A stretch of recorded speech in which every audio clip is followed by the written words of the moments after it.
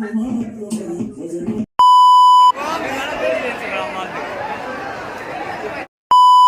Hello guys, আজকে আমরা 5 জনা মিলে ঘুরতে যাব দীঘায়। তো রেডি হয়ে আমরা রাস্তা দাঁড়িয়ে আছি টোটোর জন্য। তো ফাইনালি আমরা টোটোতে চেপে পড়েছি। এখন আমরা 5 জন যাব বহরমপুরে। তো বহরমপুরে চলে এলাম। এবার আমাদেরকে যেতে হবে খাগড়াঘাট স্টেশনে, তার জন্য টোটো ধরতে হবে। তো আমরা 5 জনা হাঁটতে হাঁটতে সামনে টোটো পাওয়া যায় কি তার জন্য রওনা দিচ্ছি। তো চলে এলাম আমরা খাগড়াঘাট স্টেশনে। খাগড়াঘাট স্টেশন থেকে আমাদেরকে যেতে হবে হাওড়া, হাওড়া থেকে যেতে হবে দীঘা।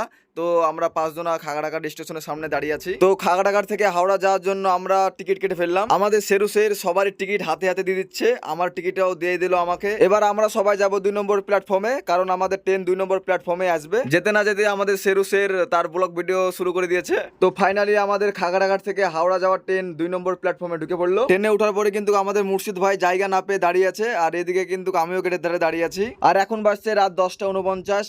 লিমন ভাই আর আসিরুল ভাই কিন্তু বাংকারে ঘুমিয়ে গেছে। আর এদিকে ট্রেনে সিগন্যাল না পেয়ে ট্রেন দাঁড়িয়ে আছে, তাই গরমে না থাকতে পেরে ভিতরে বাইরে কিন্তু সেরুসের আর মুর্শিদ ভাই বসে পড়েছে। এখন বাজে ভোর 3টে 35। তো ফাইনালি আমরা চলে এসেছি হাওড়া স্টেশনে।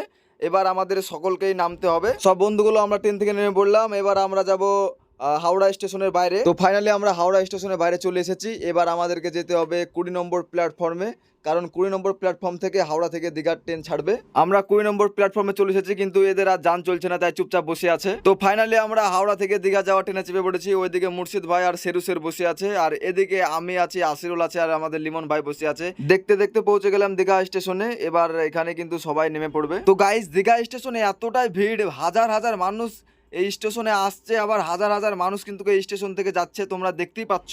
আস্তে আস্তে রওনা দিলাম দীঘা স্টেশনের বাইরের দিকে যাওয়ার। চলে এলাম দীঘার স্টেশনের বাইরেকার গেটে। এই গেট দিয়ে কিন্তু দীঘার স্টেশনে ঢুকতে হয়। আর যা গরম পড়ছে তোমাদেরকে কি বলবো, স্টেশন থেকে বেরিয়ে দেখছি বিল্ডিং আর বিল্ডিং, বিল্ডিং ছাড়া কিছু দেখতে পাচ্ছি না। তো ফাইনালি চলে এসেছি রুমে, সবাই রেস্ট নিচে দেখতে পাচ্ছ। কিন্তু এমন সময় যে এইভাবে ওদের মনে আনন্দ জেগে গেছে, এত ডান্স করার জোর, তোমাদেরকে কি বলবো, মানে ডান্স করতে করতে মনে হচ্ছে খাটে ভেঙে ফেলবে। কিছুক্ষণ রেস্ট নেওয়ার পরে চলে এসেছি সমুদ্র ধারে। এদিকে দেখছি ওরা ছবি তুলতে ব্যস্ত, এদিকে সেরুসের ব্লগ ভিডিও করতে ব্যস্ত, মানে আপন কাজে ব্যস্ত। সেরুসেরকে বললাম যে আমার একটা স্লো মোশন ভিডিও করে দে, তো একটা স্লো মোশন ভিডিও করে দিল। তো স্লো মোশন ভিডিওটা কেমন হয়েছে তোমরা অবশ্যই কমেন্টে জানাবা। তারপরে চলে এলাম আমরা উদয়পুরের সমুদ্র ধারে। এদিকে সবাই আপন মানে ব্লগ ভিডিও করতে ব্যস্ত, তোমরা দেখতেই পাচ্ছ। সবাই সমুদ্র ধারে ডাবের জল খাচ্ছে আর ডান্স করছে, আর আমাদের আসিরুল ভাই তো হাতে বক্স নিয়ে ডান্স করছে। কিছুক্ষণ পরে চলে এসলাম আমরা সমুদ্র ধারে ওল্ড দীঘায়। এবার ওল্ড দীঘার ধারে আমি একটা ভিডিও করে নিলাম, ভিডিওটা কেমন হয়েছে অবশ্যই কমেন্টে জানাবা। তো ফাইনালি এবার আমরা রুমে যাব। তো রুমে যাওয়ার সময় আমাদের লিমন ভাই কিন্তু পাবলিকের সামনে ডান্স করতে লেগেছে, দেখছো।